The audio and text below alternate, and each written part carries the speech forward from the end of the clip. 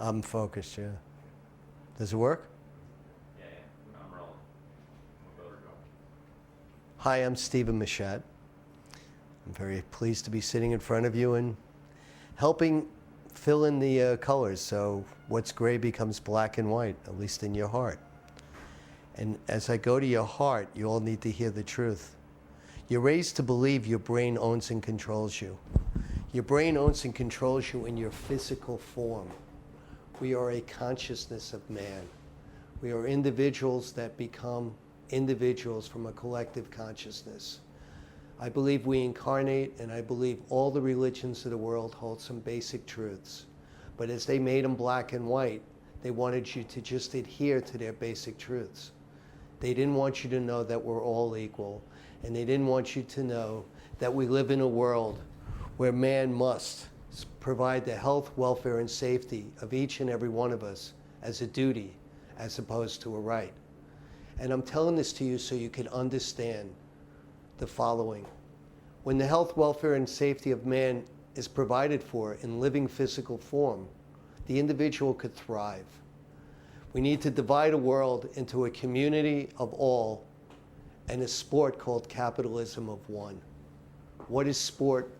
Sport is what an individual needs to communicate with others, or what an individual needs to do to become the champion in a competitive form. What is art? Art is what makes us different than every animal that exists. It is the thoughts in our heads that we reproduce in noise, in sound, in pictures. It is what allows us to be different than all the other animals that reside and share the air that we all breathe. We are a consciousness that incarnated to share with others the love that we have inside us, and that love is art. And it is so important that you understand the difference between art and business. Business is used to perpetuate and to accumulate. Art is used to share an expression of love. It is what you feel in your heart reproduced from your brain. We live in a world where we confused these issues that I share with you. The sport of art is a sport that works when there's true quantity that only comes because you had the quality that the others needed to feel and hear you, to see you, and to be touched by you.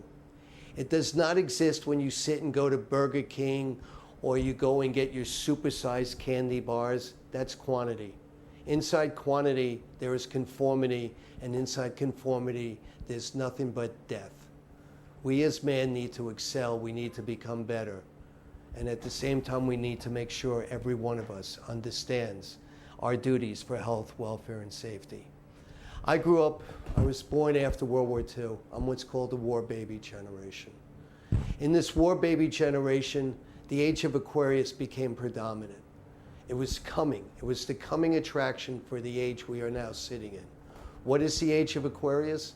The age of Aquarius is where man is able to communicate with fellow men and women, man as one, without any limitations as opposed to time in different spheres on this planet, or different lights, different darknesses. Whatever we need to know is there for you to hear. So what happened is after World War II, we had radio, TV was coming, airplanes became jet planes, the world became smaller, even though the distance was the same. We were able to communicate with each other. We communicated business that administered these abilities for us to communicate quicker. But we never understood that the business should have been divided into community affairs and individual competitiveness, called capitalism. Before I go further, you need to hear this. I am a flat-out capitalist. I don't believe in handicap, and I am a pacifist. I am the fist inside a pacifist. I will protect all of us. I will encourage us to protect each and every one of us, and I've chosen a path in this world to perpetuate men and women who make art. My art is the communication I have with people that want to communicate. And each and every one that I've handled in any capacity that I've had on this planet has shown me so much. Through their darkness, we discovered lights. Through my darkness, I understood my faults. And I hope I now can just look at you and tell you, it's only about love. And only through love can we all grow and create. Only through community. However, conformity, when art becomes nothing but commercial, it becomes history, and it's used to perpetuate what was. And that's what we need to stop. So let's advance forward. We had AM radio, and we had 78 records. We had AM radio, and we had 45s and 33s. The 45s were no different than the time we have right now. It was a single-driven market where we were trying to communicate a message. What does the word genius mean? Genius means, it's in Latin, it's someone that communicates with spirit. What is spirit? Every one of us talks to ourselves. It's our inner voice. Hear me. We all talk to ourselves. You are not crazy when you hear your voices. That is your heart talking to you, and that is where the art comes from. There's no one better than you. There are other people in touch with this inner knowledge that we all have, and they're able to produce what they see, what they feel, what they hear, what they touch, and even what they taste. Because there is art in the preparation of food. There is art in everything that is creative from the heart, not created from the head. What is business? Business looks for customers, and it has no conscience. It has no morality, and it will sell whatever you want to sell. So if you believe you have art, what you need with your art is you need to have someone that can help you get your message out to the masses. You need someone to touch and communicate with all. Someone that enjoys and appreciates life, or someone that knows how to own and control you. What is ownership and control? It is every religion known to man that's organized. It is every government that exists as we sit here, and it is the currency banksters. I call them banksters. What is a bankster? It is a third party that owns and controls your currency, as opposed to a third party that administrates and operates on behalf of us, the people. We're talking about music. What is music? Music is rhythm and noise inside your head that somehow or another you figure to get out. When you get it out, what you're trying to do is you're trying to reproduce a sound that others can hear and heal, hear and feel, hear and touch, and hear and create, reproduce, because that's what we're here to do. We're here to get better, not get worse. Conformity makes you worse. What happened to the business is the airwaves that were once free became owned by corporations who were commercial business enterprises who did not give a hoot about art. Hear me. They did not give a hoot about art. They cared about their bottom line. All they wanted to sell you was commercial crap. Why is it crap? Because it existed already. It doesn't make you better. And because something exists, we try to fill the 24 hours that we have. That's what we try to do, the 1,400 minutes that we have each day. We try to fill it up so your mind gets boggled. Art is not made to be played every minute. Art is not created every minute. So into this dilemma called art and commercial comes reality. What does someone do that wants to create, share? What does someone do that wants to perpetuate what someone created and shared? What does someone want to do? How do we do it? And how do we get art to get to the masses so the masses could see and feel something new, as opposed to see and hear what happened yesterday with a new voice talking to you? As we enter the year 2012, there will be a war. The war is, do we understand who and what we are? And are we prepared to take over the social duty that we abrogated and gave to the banksters, who there is nothing left for any of us to touch and feel other than their garbage, that your grandchildren will come alive and pay off your debt that you never incurred to these people. On the radio, you hear junk. You hear reproduced bullshit. It is made so there's conformity. And who are the stars of these conformities? The ones that dress and work for these corporations that want customers. They want you to go to these banks to borrow money because you need to spend money. What is art? Art is something, if you ever own, that could be played any hour of the day when you want that art to touch, when you want to feel, when you want your heart exposed. So, Into the 70s came a dilemma. Who was the World War II babies? Were we the generation of Aquarius, or were we the last generation of the Pisceans? What were the Pisceans? The Pisceans were the people who came into this earth and gave us reptilian form of energy that owns and controls us. And to this day, sits and tells you, you need to be a customer. You need to buy, because that's the economy. I've used music as my excuse to travel this world. I've used music as my door opener to the currency of love in each and every man. I'm here discussing with you all about your band that you thought was going to be the next Bible. Well, you know something? To have your next Bible, you need someone that can speak to the currency that you want to receive it. You signed with somebody that wanted money, and they wanted more money, and they wanted it now. They didn't understand that if the message was right, if art was quality, and the quality was given to the people, you would have more quantity than you ever wanted.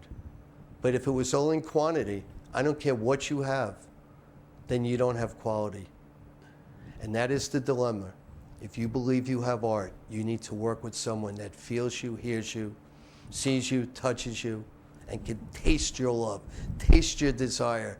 Not someone that says to you, which all the record labels do, as they look at you and say, it doesn't sound like this, it doesn't sound like that.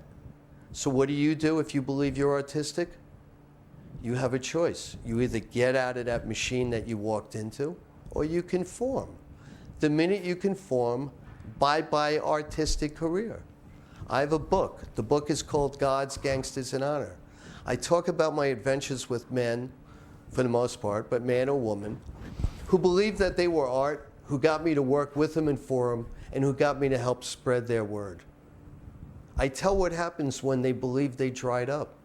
They became banksters, and all they wanted were people to sit and say they were now God, and God spoke, and that is all you're able to hear, see, feel, touch, or know. It's wrong. People, listen to me. We've got to go back to a community, and we've got to have music get us into a community where we all learn that we're all one. And we need that music to speak to us louder than anything, because it is what music that will get us to tomorrow. Because all we are is heart-driven music that our brain overtakes when it's time to survive in physical form. Great.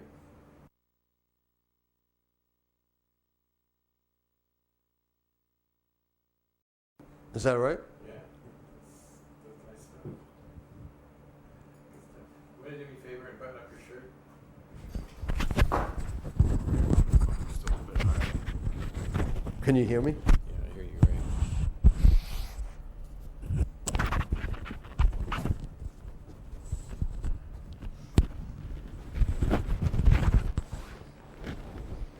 So? I had a fight at Yankee Stadium. They told me I had to put on my shirt yesterday.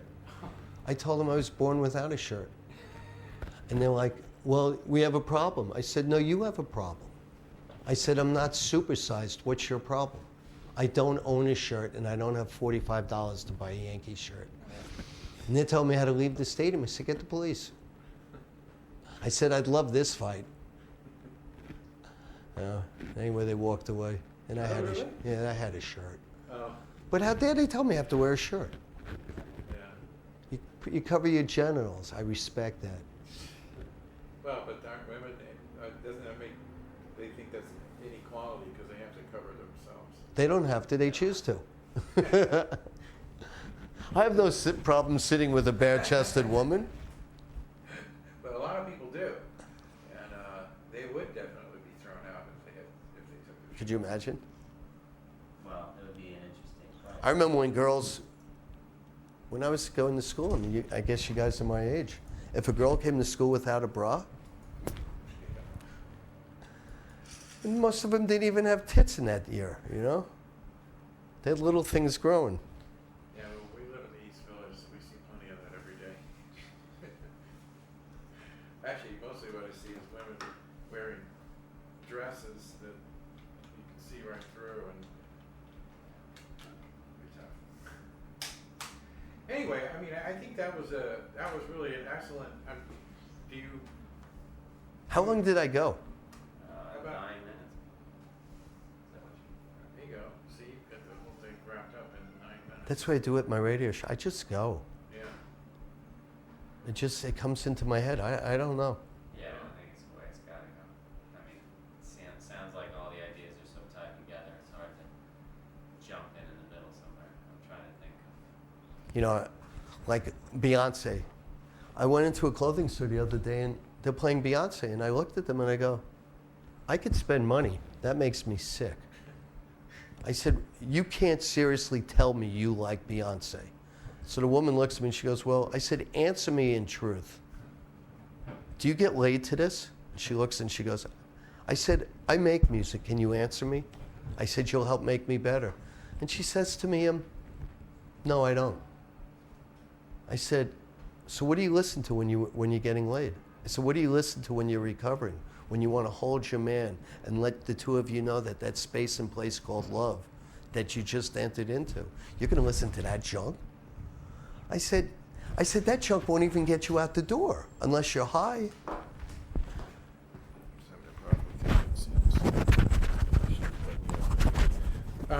Well, Who? That's vomit. you know, I was in Dunkin' Donuts the other day, and they had a station that was playing back-to-back Lady Gaga, and At least that makes you smile. yeah, well, maybe it wasn't Lady Gaga. I don't know contemporary or that kind of music at all, but whoever it was the same song over and over again with little changes to it. It was the same beat. It was the same sort of harmonic structure. It was the same arc, you know, and it's just like, and it really made me physically ill. Huh? Whatever it was, I just could not deal with it. Anyway, so do you have any specific instances? Can't you see my BlackBerry for a sec? I'm waiting for an email from somebody. By the way, I never heard your music, so forgive me. That's all right. The more I thought about it, the more I realized that it was a bit irrelevant because I didn't really want you to try and comment on the music itself. It may not even be music that you could necessarily relate to. I'm sure I could. It's interesting that the band got put into the category of prog rock, but none of them even thought that they didn't try to be a progressive rock band, and their background, their musical style has nothing to do with rock. It has nothing to do with rock and roll. It has more to do with classical, Ravel, Debussy, that kind of stuff. That's the stuff that it. But it turns out that the prog rock community is the only group of people who would listen to it. Because they were open. They were open. And the biggest, am I rolling? The biggest problem with all this bullshit is it's music, you idiots. Don't tell me it's progressive rock. It's music. You listen to it, you like it. If you label it, you shorten it, you confine it, and it's dead. Because then all of a sudden everyone goes, oh, I'm a progressive rock man, so I've got to sound like this. No, you clowns, sound like you. Don't listen to the banksters who want to put you in a bin and sell you from that bin. When you and I grew up, Motown was not black music, it was pop music. Yeah. What is pop music? Pop music is something that the popular culture of the day will listen to in a day. The shit or the junk, if you want to edit it, the junk you hear today is not pop culture, it's bankster culture. It's like bam, bam, bam, bam, bam. You hear these bams, you can't feel. They don't want you to feel. They want you to be robots. They want you to eat the alchemy of Mother Earth's food, which makes us all sick. Why do you think there's MS? Why do you think there's diabetes 2, which is not diabetes 1? Diabetes 2, who's ever watching this, look at me. That means your body don't work. I'm diabetic. I take insulin. My body works with insulin. If I don't have insulin, I have a problem. I can't digest the food. You, with type 2, tell yourself the truth. You abused your body for whatever reason. Maybe you ate all the chemicals that are in all your food. Yes, with knowledge of forefront, meaning they knew what they were doing. They put chemicals in the food so they can make Mother Earth produce more and more often in spite of the seasons, and they started killing fellow man. Mother Earth made our planet so we could come here and sing and hold hands, and I'm not some new ager, but I am here from Aquarians to tell you, this is about love, and art is love. If you sit and tell me what art is, and you can find, and you restrict my ability to do it, if you teach me how to do it, you made it so I'm reproducing, I'm conforming, and there is no art. It is reproduction, and that's all we have on the radio right now. Your band was different. So they didn't know what to call you. How about calling it music? How about saying, why don't you listen to it? You know, what they call classical music today? Why is it classical music? I'll tell you why it's classical music. Because they had no other word for it. They wanted you to make music without lyrics. Why didn't they want lyrics? Well, why did they censor books? If I sit and play a note, I will intellectually get into your heart and bring you down the river of consciousness. I can communicate with you, and I can teach you to feel. If there's no lyrics in the music, and I sit there telling you, this is how it's done, this is all you could do, I own you. When you put the lyrics back in there, what happened was I could now transpose you into a scene and a place that your heart opened up to. And all of a sudden you're like, I don't need to be a bankster. I don't need to wear a shirt and tie to work. Why am I wearing a shirt and tie to work? You're wearing the tie because it cuts off your oxygen to your head, makes you dumb. Look at me, it makes you dumb. What don't you understand? It's not comfortable. Why are you wearing that? And then when you have presidents of the United States wearing red ties, when you drive on the street, when you see red, what do? You stop. So now you see a man talking to you in a red tie, lecturing to you like he's helping you. He's lying to you. You need to hear music. We need to open the airwaves again. We need to stop saying that's black music. Well, you know something? I'm black. These black people feel. It ain't African music. I did more African music than any man alive, maybe, for a while. Did it by bringing it to the west coast of whatever lands we live in. It's insane what we do when we stable and we create and we say this is what it is. Your band was music. They had music, and all of a sudden a corporation decides, oh, we're going to go make money out of them, so they had to tell you, this is what you're getting. The minute you tell someone what they're getting, they get disappointed. You ain't getting everything you're told to get. It's crazy, and it's sad. And the 70s is when my generation sold out, we became banksters, and we fucked up planet Earth. And I am here because my generation, before we disappear, needs to fix the lies and the cheating that we did. There are no guarantees in physical form. And when you die, I need to tell all of you this. You don't. Your body falls off you. You're still here in non-physical form. So stop worrying about tomorrow. Stop wondering about accumulating everything so no one else could have. Get with your sons, your daughters, your grandchildren, and your mother and father if they're still here, and tell them and share with them the love that music can open you into. Stop it. Take back our airwaves. Take back our consciousness. Forget commercialization. Make music because you love it. If other people love it, you will make money. Don't make music because you want to put people in prison. Imprisoned by the thoughts and the creation of your attitude that no one else could feel but you. Do you have an example that you can give us of an artist that you felt started off with artistic music and then sold out? Speak to Steve this time. There are a lot of artists that started off, they sell out. When they wake up, what they're going to do is they're going to change the world. Then all of a sudden they become the world, and the minute they become the world, they want to remain the world. And what they then do is they make the same song over and over again, and they don't realize it. And then what they do is they stop. And it's greatest example I know, I don't know if it's the greatest example. Great example, first one in my head is Elton John. He makes junk. That's junk, Elton John. And I loved you, Elton John. But I never realized that you were in partnership with Bernie Taupin, who wrote all the lyrics. You talking about a double play combination? Elton John played the music, Bernie Taupin wrote the lyrics. Those were some of the greatest lyrics for those 7 years they existed. Lennon and McCartney, those two worked. But neither of them sold out. One fell in love, and he entered a sphere of love. One wanted to understand love, and he entered a sphere of darkness. And in his darkness, John Lennon wrote some of the greatest music ever. And then he wrote the last chord. There is not a better written song than Imagine, because it tells you the truth. I believe when he wrote Imagine, he was done. There was nothing left for him to do.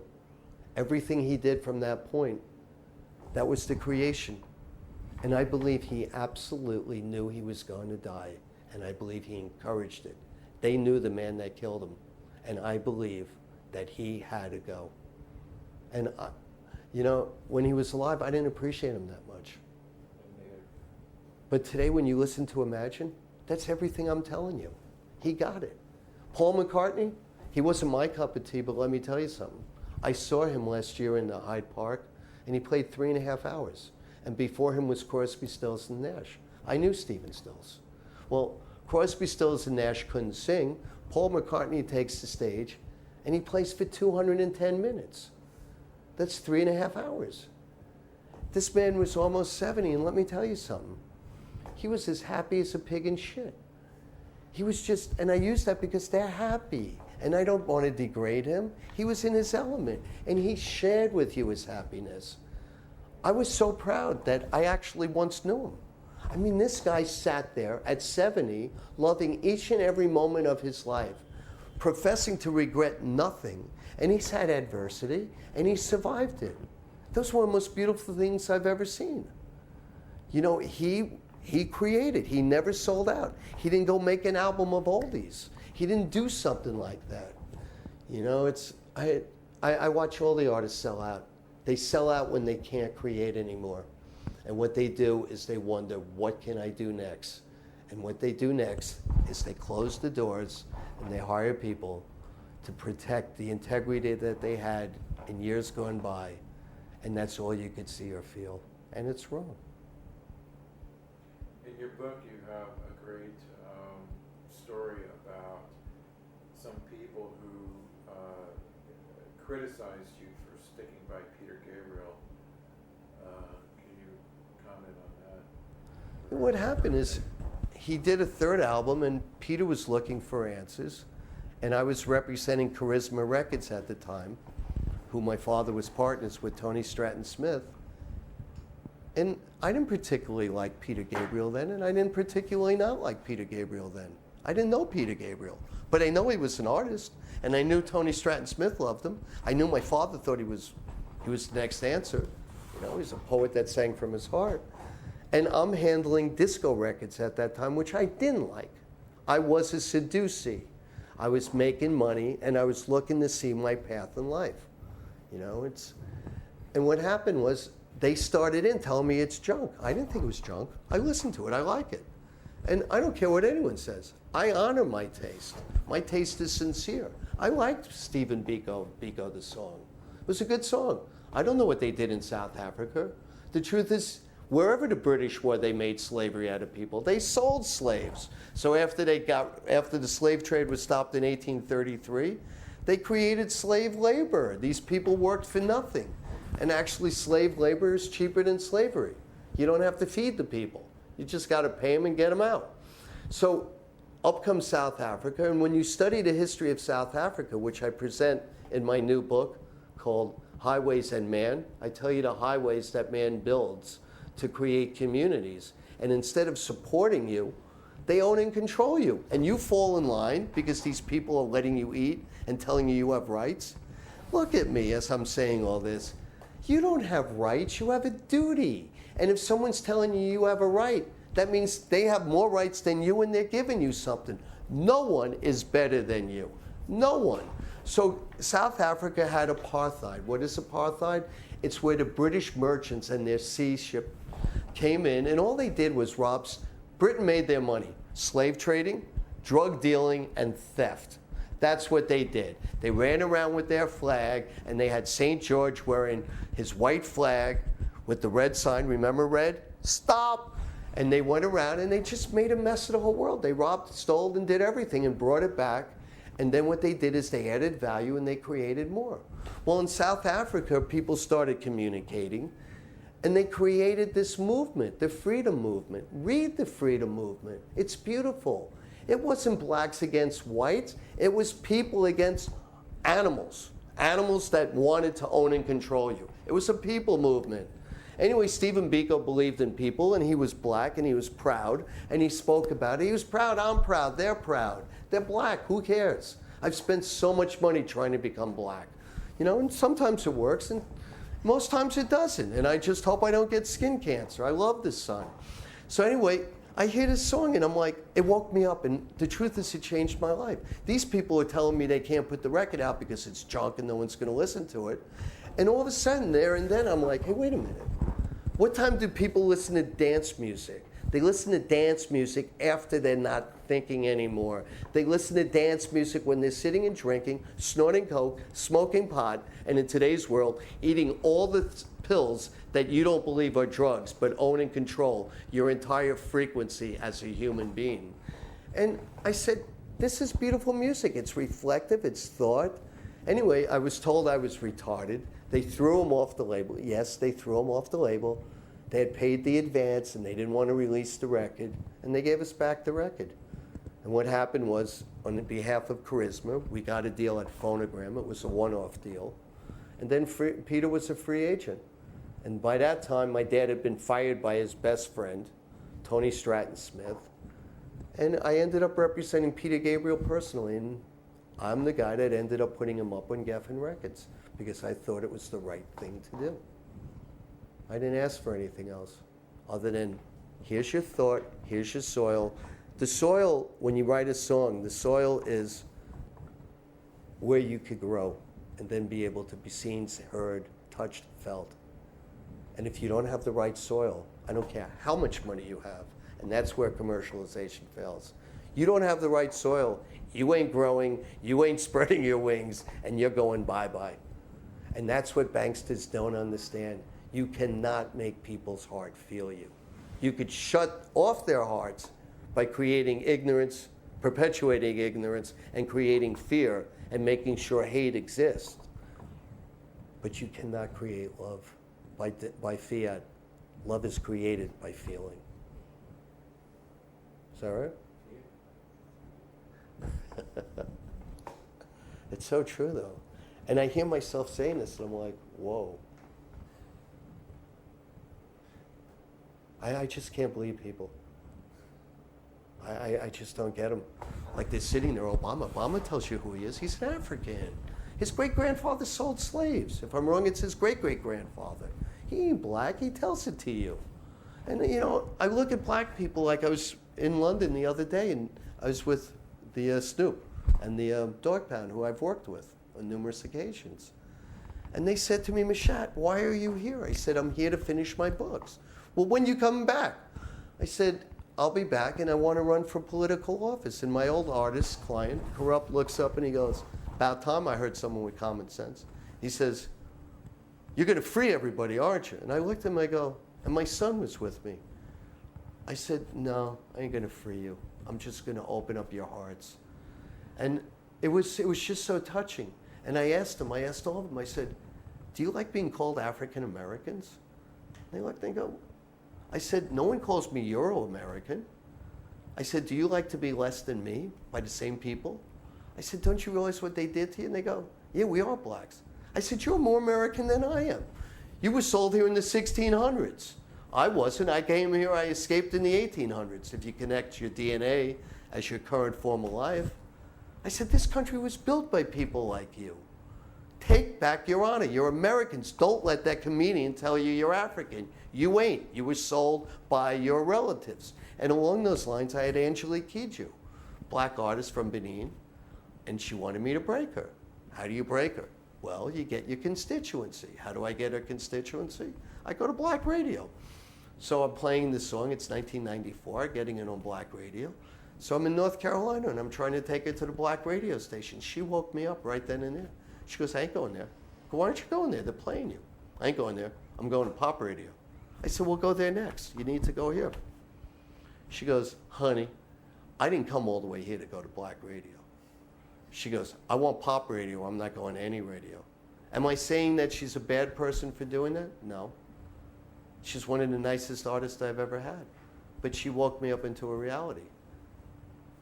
She didn't want to be classified as American black. Or classified in general. Yeah. Oh, she wanted to be classified.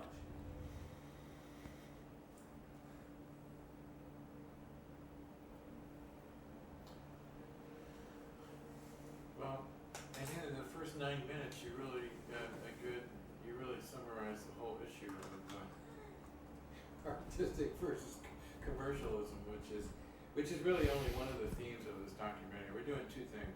Number one, we're trying to explore the issue of art versus commercialism as a backdrop for the story of this band. And the other thing is we're just trying to tell the story of the band itself, which is, you know, just the story of the people and how they came together. And, you know, How long did they last? they lasted, well, it was interesting because one of the things about this band was that a lot of people considered it to be just like miraculous, you know. And the truth is that what they were was really hardworking. They worked for a number of years, 3 or 4 years, 6 days a week, 4 hours a night, before they ever, you know, put out any music and started to call themselves a band. So it was a work ethic. I guess they were together about 7 years before things. Before they quit? Before the whole thing. Well, they quit because one of the key members of the band finally had enough and he quit. Was that the singer? It was the keyboard player, Kit Watkins, who got an offer from a band called Camel. I don't know. I remember Camel. Yeah. And they ended up with Arista too, right? Yeah, I'm not familiar with their story, but he left and did a couple years with Camel, and then he took the money from his Camel work and started releasing his own CDs. He released something like 13 CDs, all brilliant stuff, in my opinion. He's somebody who I admire a lot because he just did his own music his own way, and he told me, I have about 3,000 or so people. I release a CD. I know that those people will buy it, and nobody else will buy it. Can I ask you a question? Sure. I'm getting bugged. Do you read that number? Yeah, 8,000? it's either 8 or 3. I think it's 8,301, 84. Yeah.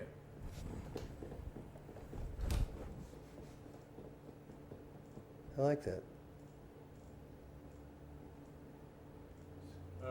Greg, do you have anything specific that you'd like to touch on? What else do you want to know?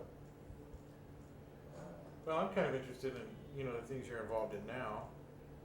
Isn't really relevant to our documentary, but I'm also interested in your Oh, let me show you the new book political cover. aspirations, and we're happy to film any message to, you know, relative to your political aspirations, as I told you before. I just met you. I just see things differently, and I can't stop. And each day, I get more and more upset. Because as I become more aware, I just can't believe that we all fall for this bullshit. I I go to Yankee Stadium, and I see them charging fucking $45 for a Yankee hat, and how are you not going to buy it for your son? And all of a sudden, you're out 180, and you got your, hey, don't leave home without MasterCard. Well, maybe you should, because then that shit wouldn't go on. How dare you charge $45? These people work for a living. It's just, and now you got Derek Jeter, DK, 3,000 hits. Derek Jeter, shame on you. Shame on you. Why do you want to be a bank? You could give people so much love. Instead, you become hate because you make people buy it. It's just wrong. And again, I'm a capitalist. But don't take so a family can't eat. And I find myself, like right now, you're asking me a simple question, and people say I'm making it political. No, I'm not. What I'm really doing is I'm just looking to show you something. But we are political. Like, okay, so it's 1789 and we sit here, separation of church and state. No, you didn't. You didn't separate church and state. We were a church. And our state became who owned the property and who didn't own the property. And today we tell you we have separation of church and state? No, we don't. What we do have is we have a new third party that owns the church, and the church is the banksters. I don't get it. And you meet these people, they're all fat, they're all overweight, and you ever meet a reformed bankster? He quits. Or commits suicide. Yeah, right? Here's my new cover, right? So this is, after meeting with NPR, the cover I gave you. So like, they didn't, sometimes we get too caught up in our own minutiae, so I'm trying to teach people about consciousness. So I realized they didn't understand it. That's the new cover. Oh, oh, nice. I read almost all of it now. And I just showed, Oh, there you go. Sorry. I get it. I love America. So you know something? I'm not angry with America. I'm angry with us. We let this happen. Yeah. So it's now called Man, Community, and Living the American Dream. They don't teach you this in school. The American Dream was a new community. A community, and in those days when we all had to join together and there were no more banksters, we worked as a unit. And we all survived as a unit. I don't know. I could go on and on. Well, I understand when you say that you don't understand people, but then again, you had a slightly different background than most people. You got to see sort of the view from the top from a very early age. But also the bottom. Frank Sinatra Yeah. telling you not to go to Southern California. But he told me one thing, and my cock was telling me the same thing. You know? It's like, look at the church. Forgive me for saying this. If you join the church and you agree you're not going to have any sex, be it hetero or homo, you're lying. So what you do is how could you not be human? You know, the Chinese were smarter. You want to not have sex? They cut it off. They were called eunuchs. The eunuchs took care of everything. The eunuchs, by the way, were the sailors that they sent around the world. They all lost their, because they didn't want them to want, they wanted them to perform. They needed to be robots. So this church, it's all so evil. With the best of intentions, it's so evil. The best of intentions was I believed it was love, but you can't control love. And you need to understand that you can't control people's loves. You could help coach them on their path, but you can't tell them what to do. They ain't gonna listen to you. And what is love? Love is more than physically jumping with same sex. Love is money, love is ownership, love's control. You become an addict. What's an addict? When you get too much of anything. You know, I believe in Kundalini, or Ka, what the Egyptians used to call energy to get you moving.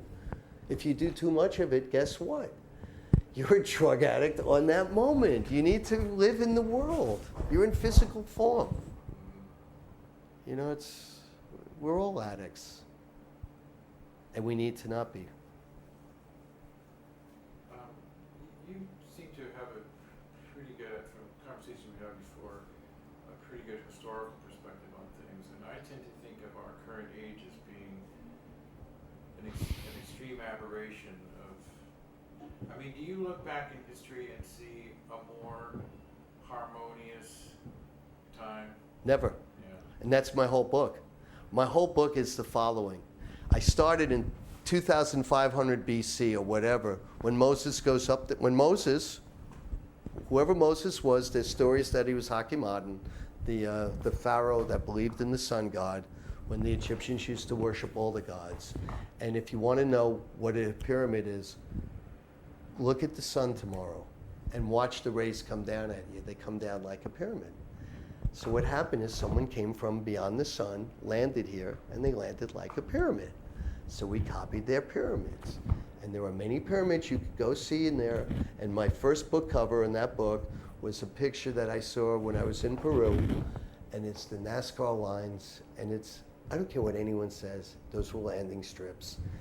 Why do I know that? Because I was up in the air looking down. Why didn't man before me know that? Because they were looking at the world horizontally, not vertically. What is the age of Aquarius? All information is there for you to get. What is the age of Pisces? A Pisces is a fish. You're locked in. You can't see. We created rules and order to make disorder. We didn't share anything. We told you can't read. Like copyrights, right? What does copyright mean? That means you have the right to copy it. Okay? So who gave you that right? There was censorship in those days. The Queen of England gave permission in England to have something copywritten. The church said nothing could be copywritten. The church used to go around, the Catholic Church, Catholic means true. The true church, excuse me, you can't have a church. What is a church? It's where the cross met. North, east, west, and south. Also called the news. Four corners, everyone came in, and they sat there and they shared the news. It was called the gospel. They shared it. There was no ruler there. There was no man in white or black. And it's just so insane what they did. So they took 70 bishops, and they said, okay, let's sit down. We're making a baseball game. Catholic Church. The Roman Empire needed everyone to be scared so they can own and conform. And what they did is, I'm being serious, in 325 AD, after death, whose death? Was it Jesus or Christ? Two different entities. Jesus sat and said, this is, according to the books, they didn't change, this is the heaven here on earth. Christ all of a sudden became, when you die, you could begin to live again. You go visit him. That's a multi-dimensional trip. You don't see you and me going to see St. Pete, you know. I'm dead. How do I get to see St. Pete? My body's here, but if you believe I see St. Pete, that's a multi-dimensional trip. So think about it. And it's so they vote this shit in. It's insane. And what they do is they create rules in order to kill you if you don't abide by them. What they did here in South America and North America didn't matter because they went there to get the gold. And I'm telling you a lot what's in my book. We have lived for the last 2,500 years under rules of order and the control. Moses was a Hebrew. Hebrew meant Egyptian in the world of Egyptians. A Hebrew was a scarab. When they got together, a scarab was the only animal that the Egyptians thought could reproduce on its own. Hebrew was man and woman as one, uniform. That's why the scarab is revered in Egypt. How do I know this? I studied with them. I went into their paths. I went into their deserts. So I combined both words there. And I learned from these people. So what happens? So Moses takes the Hebrews and he leaves Egypt, crosses the Red Sea, and where does he go? He goes to Egypt, people. That was Egypt. Egypt owned and controlled the Sinai Peninsula.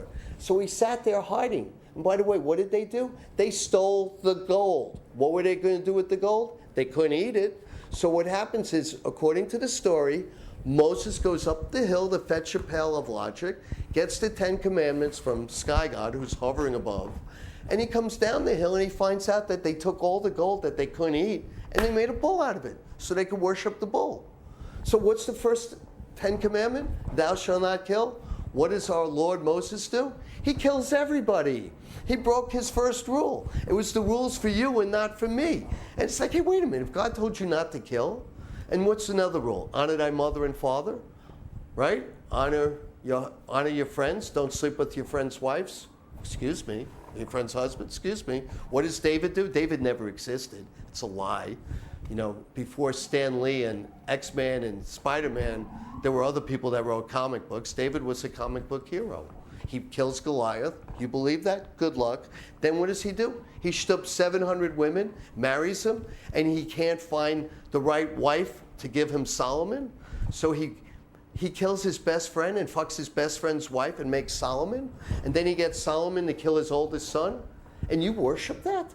You believe that? It's like, and that's where it all comes from. The Jewish religion, there is no Jewish religion. They don't want you to have songs where you could sit and feel. The Jewish religion's a lie. It's the rules of order and control. And then you have a Jewish race? Excuse me. There's no Jewish race. There's one race, humans. If you could fuck each other, physically, you're the same race. Nothing else needs to be asked. Black and white could reproduce, same race. But no, not in humans. It's insane. And I'm going off. These are my books. I have messages. I don't care. I believe I incarnate, and I do not want to incarnate again into Bankster's paradise. I want to incarnate where I could go to Serbia with my son, like I live my own life anyway, or my wife, or my family, where we could just sit and smile, where I could turn on whatever the record player is of the day and just sit and listen to music and go, I wonder what he's singing to me. And by the way, these people tell you that they're creating this and that. They're full of shit. There is no new thought. There's love where you share, and then there's ownership where you own and control. And then there's loss. You know, there's three things we do in life.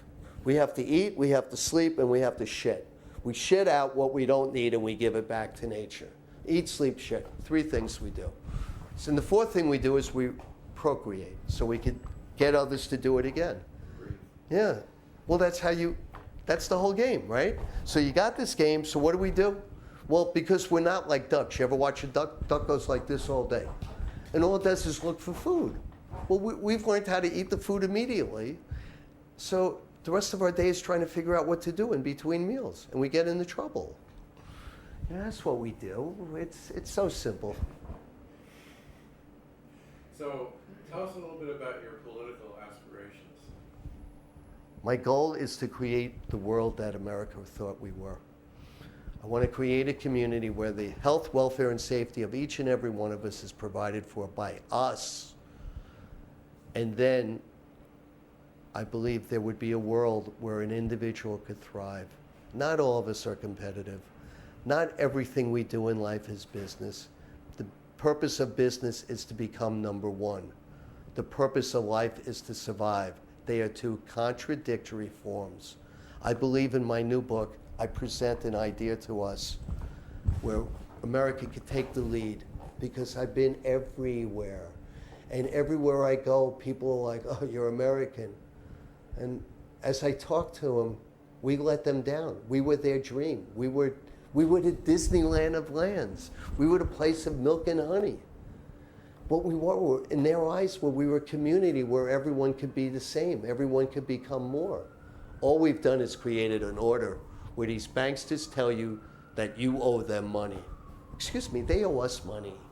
And my aspirations is nothing other than to just wake us up and to create a proper world order. Order, not disorder. Order, where we all own and control ourselves. When were we the dream of the world, and when did we stop being? When did they stop? When did they start saying you're not what we envisioned you to be anymore? It began in 1954 when we added God Bless America, right? And then we had one nation under God. When we added those words into I pledge allegiance to the flag of the United States of America, one nation under God, the minute we put that in there, we became the new Catholic Church, because you don't turn to Sky God unless you kill him. And when you become a killing machine, you become disorder, and you're asking Sky God to validate your death. It's wrong. It's really, really wrong. Before that, we were the hope of everybody. You come here, you join the community, you can become whatever you want to become. The greatest scam in the history of man was when the tycoons, you see what happened is in the 1860s, 70s, we created big business. It never existed before. What is big business? It's where you're not working the land, you have to do something else. So you work for a man. That man became a god. That man controlled. It became a monopoly. Nature doesn't like monopolies, because in monopolies there's death.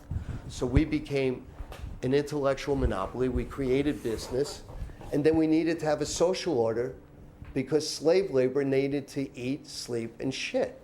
Well, who's going to pay for us to eat, sleep, and shit? Business or the government? Well, it had to be business in some form. So any business that could become a monopoly is a social business. Electricity should be owned by our government. It's for us. You making this film should be owned by you. That ain't for us. That's for you to figure out how us want it. That's different. I don't need your film. I may love it. It may touch me. But I need light. Or maybe I don't. But I need food. That's not industrial business. So what happened is when they take over the social thing, someone had to pay for it. So what they did is they figured out the J.P. Morgans. I'm going to cause a panic, the panic of 1907. I cause it. I figure out how to save it. I buy the steel company I want to own. I then get this senator. Remember, we didn't elect senators until 1913. I get Nelson Albright, who was the grandfather of Nelson Rockefeller. I get him to come on my side. I give him money. Yes, I bought him. Yes, politicians are crooked. Yes, anyone is crooked. We're all susceptible to being bought. Each and every one of us have a price. My price is very simple. You bring me to a new country and you drop me in their community, yeah, I'm coming. I want to see what it is. I'd rather have that than $1 zillion because I'll never get that again. But I'm different. I love people. And so in 1913, all of a sudden they passed the Federal Reserve. Excuse me. Harold Taft says no. Teddy Roosevelt, who has a gigantic ego, says no. He becomes the third-party candidate backed by the banksters, right? The same people he tried to throw out of office so they could elect the governor of New Jersey, this racist named Woodrow Wilson. Yes, Woodrow Wilson was a racist. Look at me. As we say this, look at me and hear me. Go rent The Birth of a Nation, W.G. Griffith's Birth of a Nation. Watch it. It is a silent film that has subtitles. Then you're going to see the following. And I am not politically correct. Hear me. Politically correct means you lie. People's feelings when you do wrong and you disagree with them, tell them the truth. If it walks like a duck, it quacks like a duck. Hello, it's a duck. So Woodrow Wilson, what does he do? He writes the subtitles for the scene in Birth of a Nation. Do you know this? No. Oh, you have to rent this. I was raised... Racist, but I didn't know he wrote these subtitles. Well, he wrote the following. The South loses the Civil War, and mayhem and chaos comes in. The blacks take over the communities. The blacks are paying everybody. And the South in our way of life was saved by the Ku Klux Klan, who came to town. He wrote that shit. And it's like, hey, wait a minute. And then he believed in his bullshit to such a degree. He was a WASP, white Anglo-Saxon Protestant. Anglo-Saxon's not English. It became English. It's German. And he was Protestant. He believed, at least the Catholics had song and dance and they had paintings in their buildings. The Protestants had none of it. At least you could look and say, that art's vomit. How many times can you look at Jesus in his purple robe when he died in a diaper? But that's Jesus being Christ. Think about it. Understand, that wasn't art, what you see is the Renaissance. That was vomit. They regurgitated the same thing over and over again. And they got money for it, and everyone bought the song. The lobbyists then were the church. Oh, great. I've got the cathedral here. He painted my things here. You're only allowed to paint Jesus or Christ, and they are two different people. Jesus was on the cross wearing a diaper, and Christ went to heaven and came back down to talk to us in purple robe, dressed in gold. Fantastic. So this Woodrow Wilson in 1920 with his 20 points, the Japanese said, okay, we have the League of Nations, we have self-determination, we need in the preamble that all men are created equal, that all man is one race. Woodrow Wilson said no. He said no to that. Played a game out. The Japanese thought we hated them. I'm not saying they were right.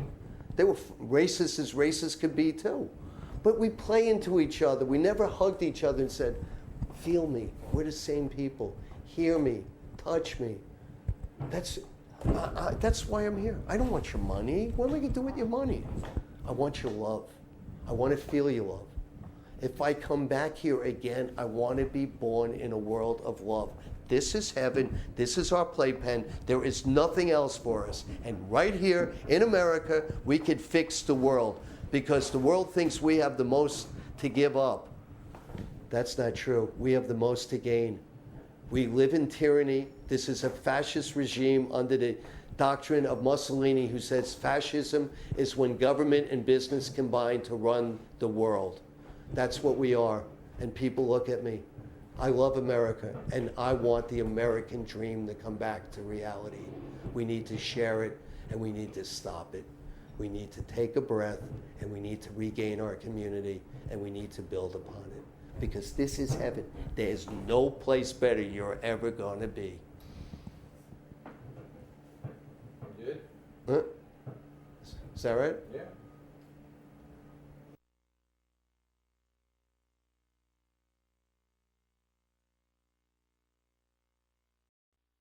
We give it all the currency, and we put it into play. We don't give it to these creeps who are non-credit worthy themselves, so we never would have had to lend them money. And they're going to loan it back to us because we listen to their rules and regulations of what we can and can't do when they don't follow their own rules. I'm a sportsman. I am competitive. In the year 2013, if I have my way, there will be the United States of Bank. And guess what? Opening season. We will have new businesses. Let all the old people keep everything they have. It doesn't matter. 2013, new season, new world. Everyone could borrow money again. Everyone could pay their mortgages without interest. There's no reason for interest in your mortgage. There's no reason for the United States to allow third parties to profit on your ownership of land. Do you know where it comes from? Once upon a time, land produced more. It was an agricultural world. But when you get a house, that's your house, not to reproduce and make more agriculture. It's a place for you to live. You can't pay more than you bought it for. That means you have to earn more or borrow more. The minute you start borrowing in a sphere where you pay back whether you win or lose, and they only and you only can keep your wins, but if you lose everything you ever had, and the banksters who join you get to own everything you had because they didn't want to bet on you, they wanted to own you, that shit's got to go bye-bye. It's got to go bye-bye. In my book, I give it to you. It's called Man, Community, and Living the American Dream. I know the dream. I am the dream. You're the dream. I'm you, you're me. We're the dream. Let's be a community.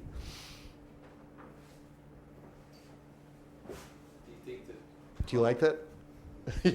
I see you starting to get into it. Yeah. Do you think that politics is I'm going to say reasonable, practical, but although that doesn't quite fit into this conversation, but is a means to accomplish these things? Because it seems that you can't play in that arena without becoming that. Am I on? Yeah. Is it on now or? You guys can go ahead. I'll miss this one part. It's okay. I'm going. He'll have I'm rolling. his- Oh, you're rolling. Yeah. So the answer to your question is the following. It's a baseball game. Okay, politicians play within the borders. So once you define your borders, then yeah, play the game. They're your umpires. But you know something? The job of a lawyer, and this is the only time I will ever acknowledge I'm a lawyer because I hate them. A lawyer's job is to correct wrong law. Because a lawyer is the only person that knows the law doesn't work. But what do my brethren do? They lie, they steal, they cheat, they tell you can't do this, you can't do that. No, you need to sit here and say, we made wrong law. Let's look at pot, okay? Who doesn't smoke pot? But if the wrong person saw you smoking pot, you get arrested. My idiot old home state, California, makes it illegal to buy pot unless you have medicinal licenses. And they have these people telling you it's not good for you. And it's like, hey, time out. Why won't you let the people smoke pot? But instead you let them smoke tobacco laced with nicotine, which does kill. No ifs, ands, or buts. And if our government had brains, which we don't because we're a business, it's the United States government. It's a business. It doesn't say the United States of the people of the United States. It says the government of the United States, as created by the property owners of the United States to perpetuate the ownership of property in spite of all human rights, which I don't believe we have. We have human duties, not rights. Don't let the property owners tell you you have rights. If you tell them they don't own that property, guess what? They don't own the property. You're abrogating your duties to make everyone live in a fair world. I'm not a dreamer. John Lennon sang the song. Hear it. Property is to be owned by all of us. We need to keep it so our children get it. It's so simple. So yes, answering your question, the politicians played a game. But sometimes the game needs to be changed. And whatever got us to 2011, let them keep their victory. They won. Let's have a new season. If you didn't have new seasons in sports, you'd never have a new champ. You need to be competitive. You need to make things different. We need to tell the Al Gores of the world and all these other creeps, and they are creeps, because they become creeps. Why do they become creeps? You believe that someone has the right to own the patent to AIDS and they should get paid to save lives? I'm sorry. And I use Al Gore as an example because that's wrong. You give it to the people. You save the people. They'll save you. What happens when a tsunami hits? Everyone helps them. What happens when the U.S. blows up Haiti? Which we did do. That was no earthquake. That was one of our bombs that went off there. Look at the pictures. The Army didn't land in Port-au-Prince. They landed 70 miles beyond there, closed off that area so you wouldn't figure out that the U.S. let a bomb go off. There's no earthquake in Haiti. It's like, it's bullshit. So anyway, the real point I'm raising is, look how people join the help.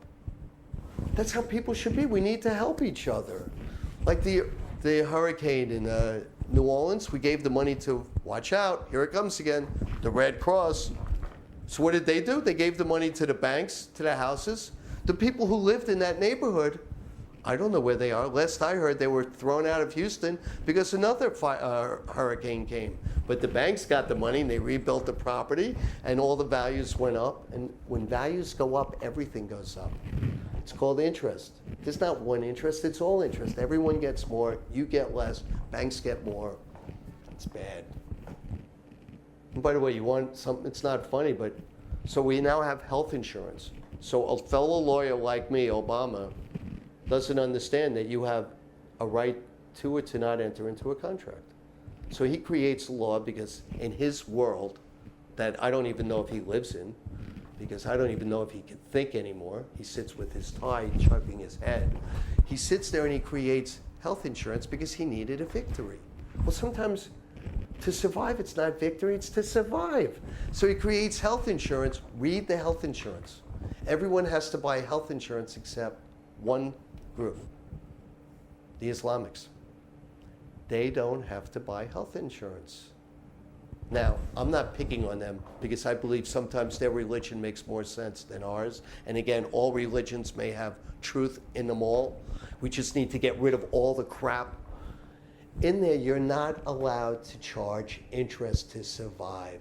You're not allowed to bet on the future because betting on the future in their world and originally in the Christian world meant that you were God. So there is no betting and they are forbidden from buying insurance. So inside this bill that was passed in the United States, they don't have insurance. The government provides it for them. Is that outrageous? Okay. Well, is there anything else you'd like to say? No. By the way, the best health care in the United States, the 535 people and their employees that work in Congress. So they pass bills and they can't give us the same bill they had? Hey, time out. That's outrageous. Or how about this one? You want to get disbarred? Become a lawyer and take our 3 monies, put it in the one, commingle the account and put it there. Well, guess what they did with our Social Security money? There's no Social Security account. No. It went into the General Monetary Fund. They should all be disbarred. Who are you, just closing out, who are you representing now in the music industry? I know that you're... I've got my son. I've got my son's label. And I didn't push my son this way. He ended up this way. And he loves music. And my son is... My father was all gamemanship. My son is all heartmanship. And my world, I'm both. I protect you. I can't do anything else. I feel you, and if I feel you, I will do anything for you. I'll give you the shirt off my back. I don't need it. I'll go get another one. I never wanted to own and control everything. I did it. I had the biggest record company in the business, record management. It was horrible because I wasn't friends with anyone. They all came to me for money. I'd rather be your friends. I gave it back. I didn't want it. No one understood that about me. And I gave it back, and I just traveled. I wanted to see, feel, touch, hear, and smell. It was so much more important to me. But at that moment, if you're in trouble, I'll protect you. Because you're a fellow man. I'll protect you from that octopus called corporation, called that have the natural rights of a citizen. Can you imagine what they were smoking when they wrote that? And you need to hear that. Who's they? The Supreme Court. Look at me. They never said that a corporation has the natural rights of a citizen. I put this in my book too. What they said was in the preamble, some constitutional law student working for the Supreme Court wrote down there that it's the 14th Amendment. The judges didn't decide that. And even if they did, you could override them. But a corporation has the rights of a natural citizen. Natural citizens die. Natural citizens retire. A corporation needs to die. It needs to retire. We need to stop changing the order of nature. You would need to understand everything has its season. Every idea, every meal. The meal starts in spring. You plant it, you grow it. In summer, you work, it grows bigger. It's there, the sun's there. In fall, you come down and you harvest it. And in winter, you sit there and you reflect. And you get ready to do it again. It's 90 days in nature when you're here on the 30th parallel. Everywhere else, it's different. You need to understand that. Nature has 4 seasons, though. And everything we do needs to be planted, needs to be raised, needs to be harvested, and then needs to be shared. Great.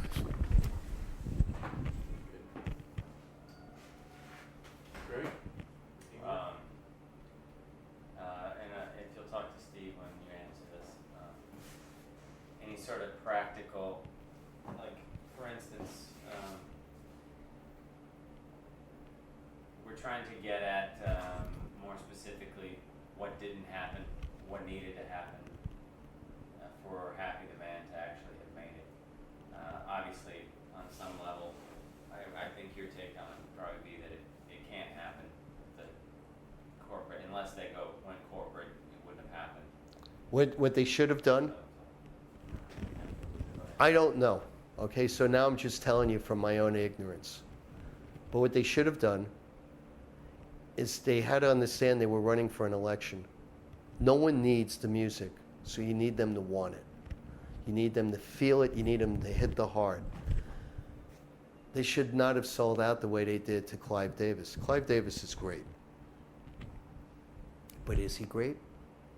Clive Davis lives in a very small world. If you study his world, in the late 60s, he became a rock and roll maven. Well, was he a man in the right place at the right time? Because by 75, when he came back in Arista, what did he do? He put out Barry Manilow. If you wanted to punish me in 1975, you would make me listen to Barry Manilow. I respect him because he was talented, but that wasn't my cup of tea. I respected the people that listened to it. There were more of them than me. What does he do next? He gets my father to give him the Bay City Rollers. Read that story. It's in my book, so I won't go there. You liked it, right? It was funny. What does he do after that? He becomes middle of the road. What's middle of the road? Wrong title. He sells music to women. I love that aspect. He sold it to middle-aged women. He didn't know how to go sell a revolution called Your Band, but he needed them. He needed the opportunity to have them because he needed one of everything. But that's like asking a baseball coach to go play football while he's playing baseball. Could the same man do it? Yes. But how many? If I'm nurturing this audience, and that's where all my money's going, I need to nurture the new audience to make it that audience. This thing needs to germinate. It needs to grow. It won't grow everywhere. Their mistake was they didn't get their natural constituency. They should have done it independent. Every band that happened started independently. There are a few exceptions to the rule, but you know something? They all began independently. And on reflection, the importance in independence is you have an audience that's receptive to you instinctively, and so what you do is share it with them. And you make the suit called your music, and you unleash it on the world when your audience does it. And I hope that's what I did with my message, because my message is nothing but the Christian message. This is the kingdom of heaven. I promise you it is. And we're going to come back again and again until we figure out that we came here in love, not to own and control, but to share. And what happens is when you're sharing a new thought, grab the people who would go to it. The secretaries that worked in the office in those days that would listen to their music, you remember what went on in offices in the late 70s and 80s? You had offices, you had secretaries. They would listen to music.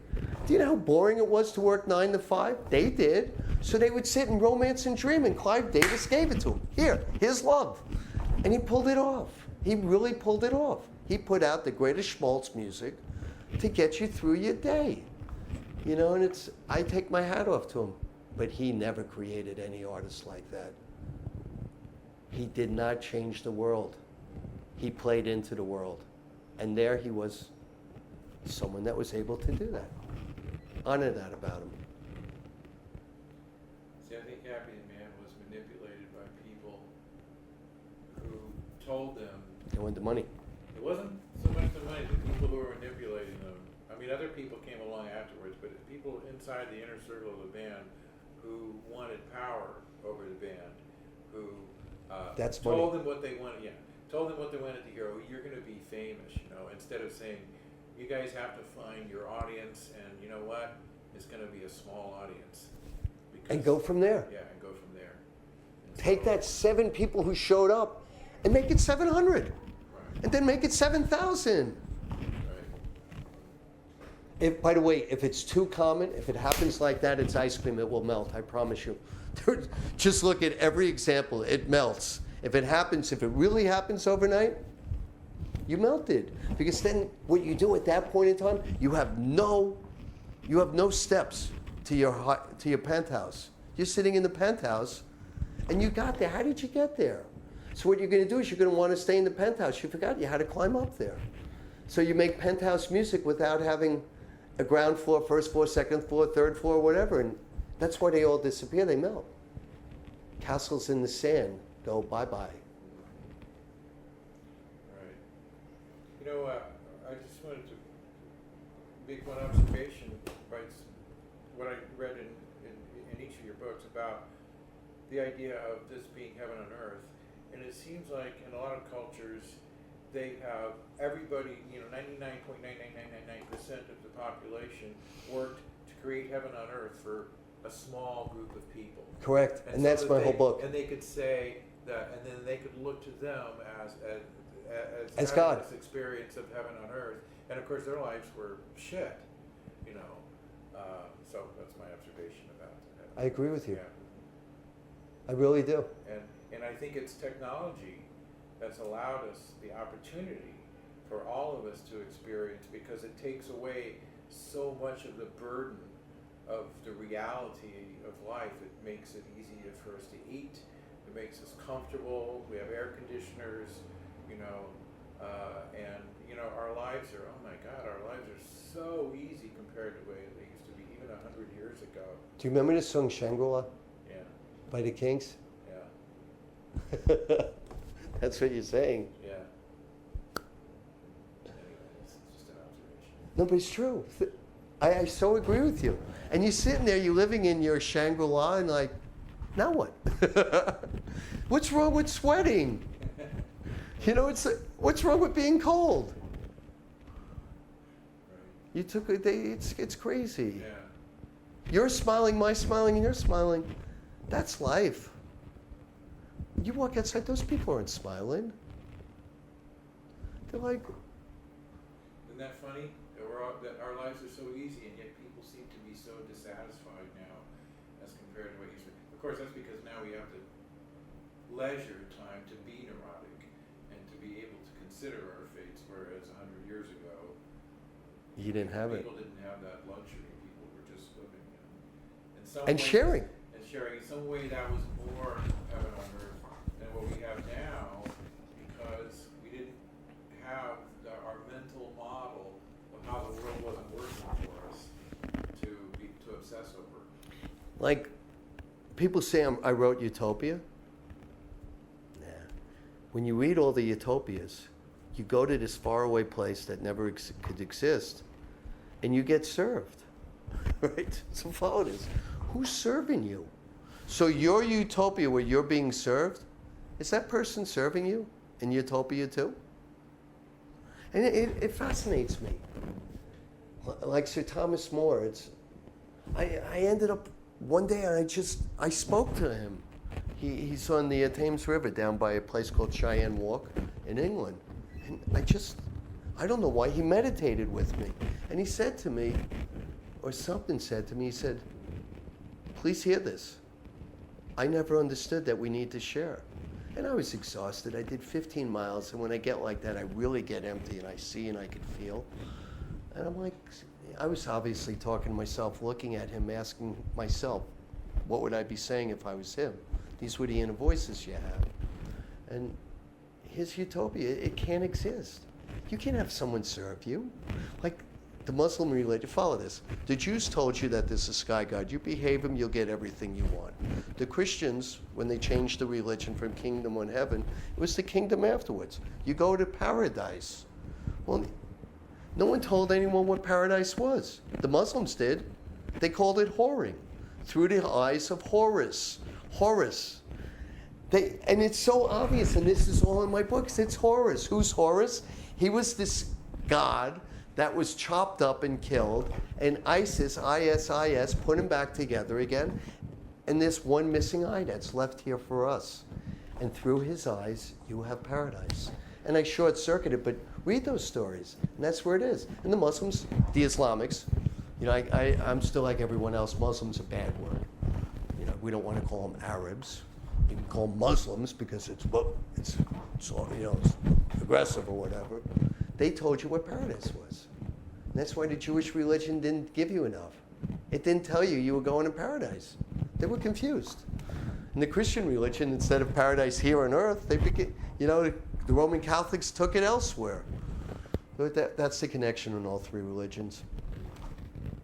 You ever read the Book of the Dead?